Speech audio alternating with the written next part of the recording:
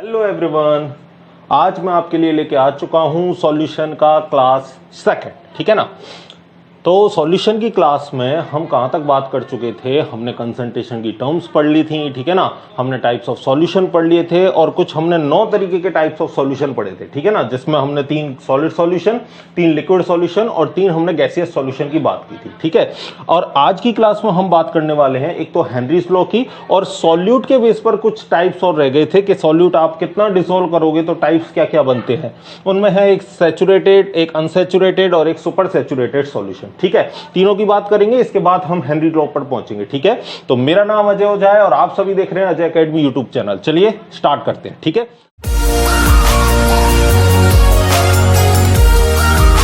Number पहला, saturated solution. अब saturated solution नाम से ही क्लियर है, सैचुरेटेड। हिंदी में इसको बोलते हैं संतृप्त। हिंदी में क्या बोलते हैं इसको? संतृप्त विलयन। ठीक है ना। संतृप्त, तृप्त का मतलब खुद तृप्त हो गया, अब कुछ और की उसे उम्मीद नहीं है। उम्मीद का मतलब उसे और कुछ चाहिए नहीं, वो अपने आप में परिपूर्ण है। कहने का मतलब जब कोई भी सॉल्यूशन आप बना रहे हो तो उसमें मैक्सिमम अमाउंट जो सॉल्यूट है वो डिसॉल्व है, उससे ज्यादा इसमें सॉल्यूट को आप डिसॉल्व नहीं कर सकते हो। ऐसे सॉल्यूशन को क्या बोलेंगे?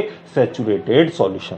जैसे एक एग्जांपल मैं आपको देता हूं, 100 ml पानी में 60 ग्राम अगर आप शुगर या शक्कर घोल दो, शुगर का मतलब शक्कर आप घोल दो, तो ये इसका सैचुरेटेड पॉइंट है। यानी 100 ml में ज्यादा से ज्यादा कितने ग्राम शक्कर आ सकती है? 60 ग्राम शक्कर। कब? रूम टेम्परेचर की बात कर रहा हूं, इस चीज को याद रखना, रूम टेम्परेचर। ठीक है। जो भी आप टेम्परेचर, जिस फिक्स टेम्परेचर पर आप डिसॉल्व कर रहे हो, अगर वो मैक्सिमम अमाउंट आपने डिसॉल्व कर दिया तो वो कौन सा सॉल्यूशन बनेगा? Saturated solution. अब अगर इसके बाद 60 ग्राम के बाद आप इसमें और शक्कर मिलाते हो तो वो शक्कर घुलेगी नहीं, वो इसमें एज इट इज पड़ी रहेगी, चाहे आप उसको कितना भी स्टिर कर लो। समझ में आ रहा है बात आपको? तो वो आपकी डिसॉल्व नहीं होगी। ऐसा सॉल्यूशन क्या कहलाएगा? Saturated solution. डेफिनेशन देख लो, maximum amount of solute dissolve in the solution at same temperature and pressure. बात आ गई समझ में कि अगर आपका सॉल्यूशन मैक्सिमम है तो वो सैचुरेटेड है, इसके बाद अगर आप इसमें सॉल्यूट डालोगे तो वो डिसॉल्व नहीं होगा। ठीक है। अनसैचुरेटेड सॉल्यूशन की बात कर रहे हैं, पहले ही क्या लग चुका है? अन, यानी सैचुरेटेड नहीं है, तृप्त नहीं है, संतृप्त नहीं है, यानी इसमें और सॉल्यूट को आप डिसॉल्व कर सकते हो। जैसे सॉल्यूशन में आपको पता है सैचुरेटेड पॉइंट कब आता है? जब आप इसमें 60 ग्राम शक्कर मिला दो। लेकिन मैंने इस 100 ml पानी में केवल कितने ग्राम शक्कर मिलाई है?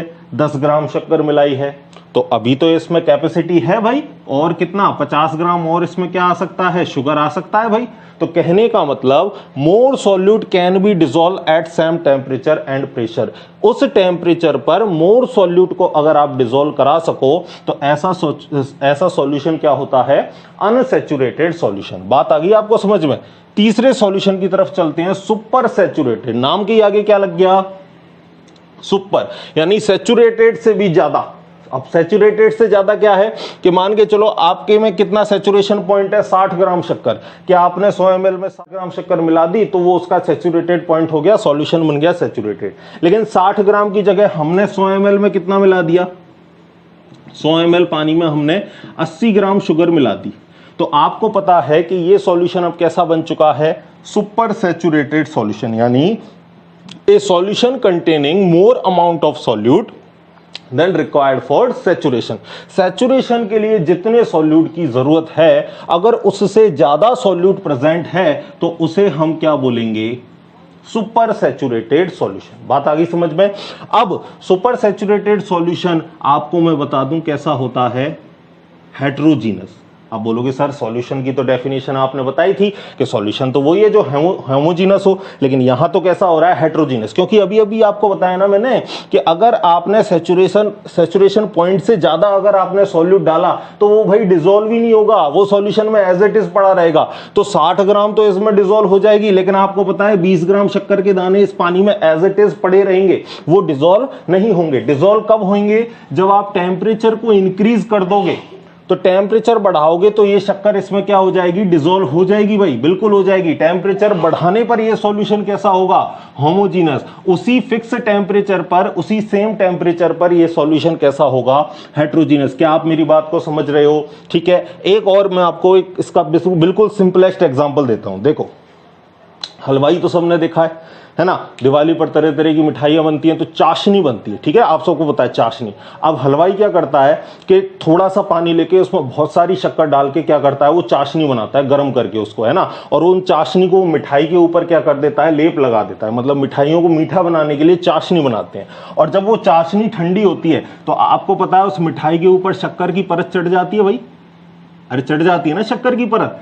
तो वो जो चाशनी बनाई है वो कैसा सॉल्यूशन है, सुपर सैचुरेटेड सॉल्यूशन है, कि जब वो टेम्परेचर हाई था तब तो वो शक्कर उसमें घुल गई, लेकिन जैसे ही टेम्परेचर कम हुआ, जैसे ही सॉल्यूशन ठंडा हुआ, वापस वो कैसी हो गई, अनडिजॉल्व। अब जब आप इसको हाई टेम्परेचर दोगे तब ये 80 ग्राम घुल जाएगा, बिल्कुल घुल जाएगा, लेकिन जैसे ही आप टेम्परेचर कम करोगे, जैसे ही आपने टेम्परेचर डाउन किया, तो टेम्परेचर डाउन होते ही वापस से इसमें 20 ग्राम सॉल्यूट एज इट इज क्या है, बच जाएगा, डिजॉल्व नहीं होगा। तो आई थिंक आपको बात समझ में आ चुकी है। अगली बात चलते हैं, दो फॉर्मूले और रह गए थे पिछली वाली क्लास में, उनको मैंने आपको यहां पे लिख दिया है कि relation between molarity and mass percentage, ठीक है ना।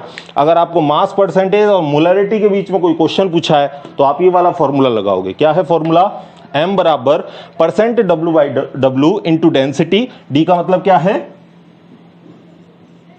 डेंसिटी, ठीक है ना, इंटू 10 अपॉन MB, MB क्या है यहां, मोलर मास ऑफ सॉल्यूट, ठीक है। इसके बाद चलते हैं relation between molarity and molality, ठीक है। स्मॉल m से किसको रिप्रेजेंट करते हैं, मोलैलिटी को, और जबकि कैपिटल M से किसको रिप्रेजेंट करते हैं, मोलैरिटी को। फॉर्मूला क्या है, मोलैलिटी बराबर 1000 m upon 1000 density minus m, m का मतलब क्या है, मोलैरिटी, माइनस MB, और MB का मतलब क्या है, मोलर मास ऑफ सॉल्यूट। आप इसका स्क्रीनशॉट लो, फिर हम हेनरी लॉ की तरफ चलते हैं। अगला टॉपिक है बच्चों हमारा सॉल्युबिलिटी। सॉल्युबिलिटी किसको बोलेंगे, सॉल्यूशन के अंदर मैक्सिमम अमाउंट ऑफ सॉल्यूट कितना प्रेजेंट है उसी को हम क्या बोलेंगे, सॉल्युबिलिटी। किस पर, फिक्स टेम्परेचर पर, ठीक है। डेफिनेशन देखो, कुल मिला के सैचुरेशन पॉइंट तक, ठीक है ना। The maximum amount of solute which can be dissolve in a fixed amount of solvent at constant temperature is known as solubility, ठीक है। अब सॉल्युबिलिटी को ऐसे कौन कौन से फैक्टर हैं जो अफेक्ट कर रहे हैं, पहले हम देखेंगे लिक्विड में किसकी सॉल्युबिलिटी, सॉलिड सॉल्यूट की, ठीक है ना। इसके बाद हम बात करेंगे लिक्विड में गैसियस सॉल्यूट की सॉल्युबिलिटी, ठीक है। तो पहला फैक्टर देखो, nature of solute and solvent. Solute और सॉल्वेंट का जो नेचर है वो भी सॉल्युबिलिटी को अफेक्ट करता है। कैसे, देखो एक बात को समझना, जो दोस्ती है ना वो बराबर वालों में होती है। कहने का मतलब, अगर आपके गुण, आपके विचार, आपके हाव भाव किसी से मिल रहे होंगे तभी आप उससे दोस्ती करोगे, वरना आप उससे दोस्ती नहीं करोगे। तो कहने का मतलब क्या है कि अगर पोलर सॉल्यूट होगा तो वो किसमें घुलेगा, पोलर सॉल्वेंट में वो घुलेगा, और अगर नॉन पोलर सॉल्यूट होगा तो वो किसमें घुलेगा, नॉन पोलर सॉल्वेंट में घुलेगा। पोलर का मतलब आपको पता है, जिसका पॉजिटिव पोल हो और क्या हो, नेगेटिव पोल हो, ठीक है ना। नॉन पोलर का मतलब ना ही पॉजिटिव पोल होगा ना ही नेगेटिव पोल होगा। बात आ गई आपको समझ में। अब जब पोलर को हम पोलर में घोलते हैं तो पोलर, जैसे एक एग्जांपल लेता हूं मैं आपके लिए, NaCl, ठीक है ना, NaCl। तो आपको पता है Na+ बनेगा और टूटकर Cl क्या बनेगा, माइनस बनेगा। तो जैसे ही हम इसको पानी में घोलते हैं तो पानी में आपको पता है क्या होता है, H2O, और H2O में क्या होता है, H+ आयन और OH- आयन। तो Na+ की तरफ कौन अट्रैक्ट होता है, OH-, ठीक है। इसी तरह OH- इसको सराउंडेड करेगा भाई चारों बगल से, ठीक है ना। और सेम टू सेम Cl- की तरफ कौन आएगा, आपको पता है H+, तो इधर कौन आता है, H+। इसकी तरफ अट्रैक्ट कौन होगा भाई, Cl- की तरफ प्लस वाला अट्रैक्ट होगा, ठीक है। बात आ रही है समझ में। तो कहने का मतलब यहां भी इसको चार्ज मिल रहा है, यहां इसको Cl- से इलेक्ट्रोस्टैटिक फोर्स ऑफ अट्रैक्शन मिल रहा था, यहां किससे मिल रहा है, Na+ से मिल रहा है, और इधर किससे मिल रहा है, OH- से मिल रहा है। कहने का मतलब जब सेम अट्रैक्शन उसको मिल रहा है तब वो उसमें डिसॉल्व हो सकता है, ठीक है ना। अब ये भी एक चीज पर डिपेंड करता है, थोड़ा सा मैं आपको यहां पे और बताऊंगा। देखो, किसी भी कंपाउंड को जब पानी में घोलते हो तो यहां पे जो एनर्जी रिलीज होती है उसको हम क्या बोलते हैं, हाइड्रेशन एनर्जी। क्या बोलते हैं हम उसको, हाइड्रेशन एनर्जी, ठीक है ना। तो ये NaCl का बॉन्ड कब ब्रेक होगा, ये जो NaCl का बॉन्ड है ये कब ब्रेक होगा, जब इसको इससे ज्यादा क्या मिल रही हो, फोर्स ऑफ अट्रैक्शन इसको मिल रहा हो। यानी कहने का मतलब जब पानी के साथ ये रिएक्शन कर रहा होगा तो यहां जो हाइड्रेशन एनर्जी है वो ज्यादा होगी, किससे, बॉन्ड डिसोसिएशन एनर्जी से। किससे भाई, बॉन्ड डिसोसिएशन एनर्जी से। कौन से बॉन्ड डिसोसिएशन? ये वाली। कहने का मतलब पानी से रिएक्शन करके अगर हाइड्रेशन एनर्जी ज्यादा निकल रही है तो वो NaCl के बॉन्ड को तोड़ देगी, जितना इसको एनर्जी रिक्वायर्ड है टूटने के लिए, तब ये कंपाउंड उसमें घुल जाएगा। बात आ गई आपको समझ में? तो कहने का मतलब जैसे कंपाउंड का नेचर है वो उसी में घुलेगा। अब जैसे मैं NaCl को उठा के बेंजीन में डाल देता तो आपको पता है Na+ है, Cl- है, यहां तो उसको पोलैरिटी इलेक्ट्रोस्टैटिक फोर्स ऑफ मिल रहा है, फोर्स ऑफ अट्रैक्शन मिल रहा है। बेंजीन में तो ऐसी कोई प्लस माइनस वाली बात ही नहीं है। या इसको उठा के मैं CCl4 में डाल देता तो यहां भी पोलैरिटी नहीं है, नॉन पोलर मॉलिक्यूल है। या इसको कार्बन डाइसल्फाइड में डाल देता, ये भी कैसा है? Non polar. तो कहने का मतलब अगर पोलर कंपाउंड पोलर सॉल्वेंट में है तो वो घुलेगा, नॉन पोलर सॉल्वेंट में है तो भी वो घुलेगा। यानी लाइक डिसॉल्व लाइक, जैसा जैसे को घोलेगा। बात आ गई समझ में? NaCl KCl कैसे हैं? पोलर, तो ये वाटर में आसानी से डिसॉल्व हो जाएंगे। और नेफ्थलीन हो गया, ये कैसा है? नेफ्थलीन कैसा है भाई? नॉन पोलर, तो ये भी किस में घुलेगा? नॉन पोलर सॉल्वेंट में, ठीक है ना। अब पोलर और नॉन पोलर के लिए एक छोटा सा मैं आपको बता दूं, अगर सेंट्रल एटम पर कोई लोन पेयर ना हो, सेंट्रल एटम पर कोई लोन पेयर ना हो और जुड़ने वाले सारे सराउंडिंग एटम जो हैं वो कैसे हों? सेम हों, तो वो कैसा होगा? नॉन पोलर होगा। कैसा होगा भाई? नॉन पोलर, ठीक है। जैसे CCl4 में आपको पता है चारों क्लोरीन है और कार्बन पर कोई लोन पेयर नहीं है, तो चारों एटम भी कैसे हैं? सेम है। तो जो नेट डाइपोल मूवमेंट है यहां वो कैसा होगा? 0। और ये कैसा होगा? नॉन पोलर होगा, ठीक है। आप इसका एक बार स्क्रीनशॉट ले लो। देखो जब आप सॉल्यूट और सॉल्वेंट को डिसॉल्व करते हो तो यहां तो कौन सा प्रोसेस होता है? डिसोल्यूशन, ठीक है ना। और जब सॉल्यूशन का आप क्या करवाते हो? क्रिस्टलाइजेशन। क्रिस्टलाइजेशन का मतलब अलग अलग, सॉल्यूट को अलग करो, सॉल्वेंट को अलग करो। तो क्रिस्टलाइजेशन में क्या होगा? सॉल्यूट अलग हो जाएगा, सॉल्वेंट अलग हो जाएगा, ठीक है। चलो अब हम अगले टॉपिक पर चलते हैं। जो फैक्टर है वो है हमारा टेम्परेचर, ठीक है ना। ली चटेलियर नाम के साइंटिस्ट ने क्या बोला? इसको हिंदी की बुक में सातेलिए भी बोल रखा है, ली शातेलिए का सिद्धांत, ठीक है। सातेलिए चटेलियर आप याद रखना, ठीक है ना। तो देखो ली चटेलियर प्रिंसिपल ने क्या बोला कि 2 तरीके की कंडीशन हो सकती है टेम्परेचर के साथ। कैसी? कि जब प्रोसेस कैसा हो रहा हो? एंडोथर्मिक, या प्रोसेस कैसा हो रहा हो? एक्सोथर्मिक। एंडोथर्मिक क्या होता है? एंडोथर्मिक में हीट की रिक्वायरमेंट होती है और एक्सोथर्मिक में हीट की रिक्वायरमेंट नहीं होती, वो खुद ही हीट को क्या करता है? बाहर निकालता है, ठीक है ना। समझ गए? हिंदी में इसको बोलते हैं ऊष्माशोषी। टेम्परेचर को क्या करेगा? एब्जॉर्ब करेगा, और ये टेम्परेचर को क्या करेगा? इमिट, यानी कुल मिला के हीट को क्या करेगा? इमिट करेगा। कौन सा प्रोसेस? एक्सोथर्मिक, ठीक है ना। तो अगर डेल्टा H पॉजिटिव है किसी रिएक्शन के लिए तो सॉल्युबिलिटी इंक्रीज होगी टेम्परेचर के साथ में। क्यों? क्योंकि इसको टेम्परेचर की जरूरत है भाई, एंडोथर्मिक है और टेम्परेचर मिल रहा है मतलब सूटेबल कंडीशन हो रही है, और सूटेबल कंडीशन मिलेगी तो वो सॉल्युबल होगा। और अगर एक्सोथर्मिक रिएक्शन है तो एक्सोथर्मिक को तो हीट नहीं चाहिए, इसको तो टेम्परेचर नहीं चाहिए, ये तो खुद ही टेम्परेचर को बाहर निकाल रहा है, इसको टेम्परेचर की रिक्वायर्ड नहीं है। और उल्टा अगर आप इसको टेम्परेचर दोगे तो ये क्या करेगा? सॉल्युबिलिटी को घटाएगा। भाई इसको टेम्परेचर नहीं चाहिए फिर भी आप दे रहे हो तो ये उल्टा ही चलेगा ना आपसे। तो उल्टा चलेगा मतलब सॉल्युबिलिटी कैसी होगी? डिक्रीज होगी। कहने का मतलब अगर प्रोसेस एक्सोथर्मिक है तो सॉल्युबिलिटी डिक्रीज होगी किसके साथ? टेम्परेचर इंक्रीज करने पर, ठीक है। एक्सोथर्मिक प्रोसेस के लिए डेल्टा H नेगेटिव होता है, नेगेटिव का मतलब 0 से कम, और एंडोथर्मिक प्रोसेस के लिए डेल्टा H पॉजिटिव होता है, पॉजिटिव का मतलब 0 से ज्यादा, ठीक है। अगले फैक्टर की तरफ, अगला फैक्टर कौन सा है? प्रेशर। अब आपको पता है कि सॉलिड में क्या होता है भाई? पहले ही सॉलिड में जो मॉलिक्यूल्स होते हैं उनकी पैकिंग एफिशिएंसी बहुत बढ़िया होती है, यानी मॉलिक्यूल्स के बीच में जो इंटरमॉलिक्यूलर गैप है वो कैसा होता है? बहुत कम होता है। मॉलिक्यूल्स एक दूसरे के कैसे होते हैं? पास होते हैं। जबकि अगर मैं गैस की बात करूं तो गैस के मॉलिक्यूल्स आपस में कैसे होते हैं? बहुत दूर होते हैं। तो प्रेशर सबसे ज्यादा कहां अप्लाई होता है? गैस पर। सॉलिड पर प्रेशर अप्लाई ही नहीं होता क्योंकि सॉलिड के मॉलिक्यूल्स पहले ही बहुत पास है। तो ये जो प्रेशर है वो अनअफेक्टेड होगा किससे? जो ये सॉलिड्स है तो सॉलिड पर प्रेशर का कोई इफेक्ट नहीं होगा। अगली जो हेडिंग है हमारी वो है factors affecting the solubility of gases in liquid, ठीक है ना। पहले हमने सॉलिड की लिक्विड में बात की थी, अब हम गैस की बात कर रहे हैं किसमें? लिक्विड में सॉल्युबिलिटी के लिए, ठीक है। पहला factor nature of gas and solvent, ठीक है ना। अब अगर कोई गैस आपके सॉल्वेंट में जाकर आयोनाइज्ड हो रही है तो वो उसके अंदर मोर सॉल्युबल होगी, और अगर वो उसके अंदर आयोनाइज्ड नहीं हो रही है या सॉल्वेंट के अंदर जाकर कोई कंपाउंड नहीं बना रही है तो वो गैस कैसी होगी, लेस सॉल्युबल होगी। अगर उसके साथ आयोनाइज्ड हो रही है सॉल्वेंट के साथ तो वो कैसी होगी, मोर सॉल्युबल होगी। बात आ गई आपको समझ में। डेफिनेशन पढ़ते हैं एक बार, the gases which are ionized in a solvent are more soluble as compare to those gases which are not ionized in the solvent. ठीक है, बात आ गई आपको समझ में। जैसे NH3 है, HCl है, CO2 हो गया, SO2 हो गया, ये सारे पानी में कैसे होते हैं, हाईली सॉल्युबल। क्यों? क्योंकि पानी में जाके ये कैसे हो जाते हैं, आयोनाइज्ड हो जाते हैं। ठीक है, और H2O2 N2 ये सारे पानी में जाके आयोनाइज्ड नहीं होते, तो इस वजह से यहां पर ये लेस सॉल्युबल होते हैं और ये मोर सॉल्युबल होते हैं। पानी में क्यों आयोनाइज्ड हो जाते हैं, यहां पर आपको दिख रहा होगा इलेक्ट्रोनेगेटिविटी में डिफरेंस है दोनों एटम्स की में, तो क्या आएगा, पोलैरिटी आएगी। पोलैरिटी आएगी, पानी भी कैसा है, पोलर, तो वहां पर कैसी होगी, polar polar, like dissolve like, तो वो कैसे हो जाएंगे, सॉल्युबल। लेकिन अब आपके दिमाग में आएगा एक क्वेश्चन कि सर CO2 तो नॉन पोलर है, फिर भी पानी में क्यों डिसॉल्व हो रहा है।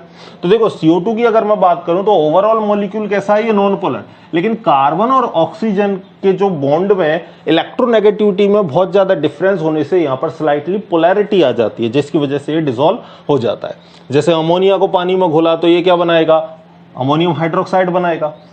ठीक है ना, CO2 को पानी में घोला कार्बोनिक एसिड बनाएगा, SO2 को पानी में घोला सल्फ्यूरिक एसिड बनाएगा। तो ये सारे पानी में जाके क्या होते हैं, आयोनाइज्ड भी होते हैं, तो इस वजह से ये कैसे हैं, हाईली सॉल्युबल। ठीक है ना, HCl जाके क्या बनाएगा, HCl लिक्विड, या आप इसको ऐसे भी लिख सकते हो HCl प्लस H2O, ये क्या बनाएगा, हाइड्रोनियम आयन बना देगा, और एक क्या बना देगा, क्लोराइड बना देगा। ठीक है ना, अगली बात करते हैं इफेक्ट ऑफ टेम्परेचर। टेम्परेचर आते ही कौन सा प्रिंसिपल आएगा, ली चैटेलियर प्रिंसिपल। ठीक है ना, जिसको ली शातेलियर प्रिंसिपल भी बोल सकते हो आप। ठीक है, वही बात कि अगर एंडोथर्मिक है तो सॉल्युबिलिटी बढ़ेगी टेम्परेचर इंक्रीज करने पर, और अगर एक्सोथर्मिक है तो सॉल्युबिलिटी घटेगी। लेकिन जनरली क्या होता है कि जब हम टेम्परेचर इंक्रीज करें तो ज्यादा से ज्यादा गैसों के लिए, जब आप किसी भी लिक्विड को, स्पीकर को थोड़े से अच्छे से बना देते हैं, ठीक है, बीकर में आपने लिक्विड लिया है और आप इसको हीट कर रहे हो, तो आपको पता है हीट करने पर क्या होगा भाई, वेपर बनेगी। तो वेपर कहां जाएगी, बाहर जाएगी, और बाहर जाएगी तो सॉल्युबिलिटी तो घट गई ना, जो भी वेपर है, जो भी गैस है, वो तो बाहर जाएगी भाई आपके वेसल से, तो सॉल्युबिलिटी बढ़ी का, सॉल्युबिलिटी घट गई।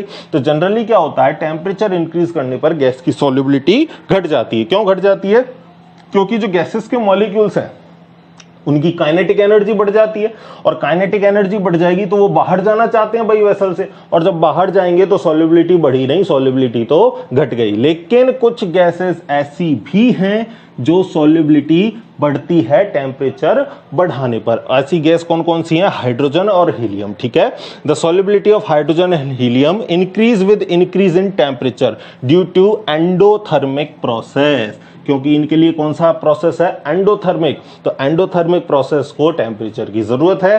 तो ये सिर्फ दो गैसें ऐसी हैं जो टेम्परेचर बढ़ाने पर इनकी सॉल्युबिलिटी बढ़ेगी, बाकी मोस्ट ऑफ द गैस ऐसी हैं जिनकी टेम्परेचर बढ़ाने पर सॉल्युबिलिटी घटेगी। ठीक है, अगला एक और फैक्टर है, उसकी भी बात करते हैं अपन। अगला जो लास्ट फैक्टर है वो है इफेक्ट ऑफ प्रेशर। ठीक है ना, प्रेशर का क्या इफेक्ट पड़ेगा गैस की सॉल्युबिलिटी पर। देखो, प्रेशर जो है वो डायरेक्टली प्रोपोर्शनल है किसके, सॉल्युबिलिटी ऑफ गैस। ठीक है ना, क्योंकि गैस पर सबसे ज्यादा प्रेशर अप्लाई हो सकता है, तो जैसे जैसे आप प्रेशर को बढ़ाओगे वैसे वैसे गैस क्या करेगी, गैस क्या करेगी, सॉल्यूशन में एंटर करती जाएगी। जैसे इस डायग्राम से हम क्लियरली समझ सकते हैं, ये दो बीकर ले रखे हैं हमने, जिसमें नीचे सॉल्यूशन है और ऊपर इसके गैसियस पार्टिकल है। ठीक है, सेम टू सेम यहाँ भी, और ऊपर क्या है, गैसियस पार्टिकल। अब इस पर पिस्टन लगा रखा है एक हमने W, और उस पर W वर्क किया है, मतलब हम इस पर काम कर रहे हैं, पिस्टन को दबा रहे हैं, प्रेशर डाल रहे हैं। ठीक है ना, तो प्रेशर डालने पर क्या होगा कि जो गैस के पार्टिकल्स हैं ये लिक्विड की सरफेस पर क्या करेंगे भाई, टकराएंगे, और टकराकर इसके अंदर क्या कर जाएंगे, एंटर कर जाएंगे।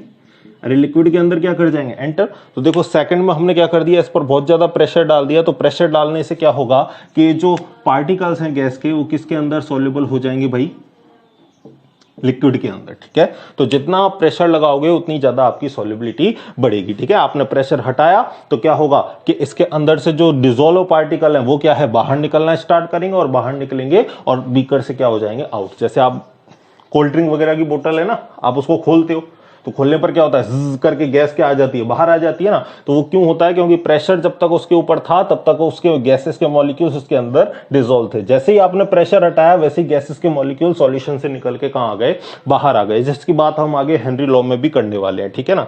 तो देखो, now the increased pressure therefore gaseous particles are striking the surface of solution and enter it, the solubility of gas increases, ठीक है। तो देखो यहां लिखने का मतलब यही है कि आप क्या है ना, इसका साथ के साथ स्क्रीनशॉट लेते रहो। तो स्क्रीनशॉट से क्या होगा, आपके नोट्स भी साथ के साथ प्रिपेयर होते जाएंगे, ठीक है। तो मैंने आपको स्टार्टिंग में कहा था कि हेनरी लॉ की हम बात करने वाले हैं, लेकिन हेनरी लॉ की बात हम इसके अगले लेक्चर में करेंगे, ठीक है। तो चलो इस लेक्चर को यहीं खत्म करते हैं, पढ़ते रहिए, बाय बाय।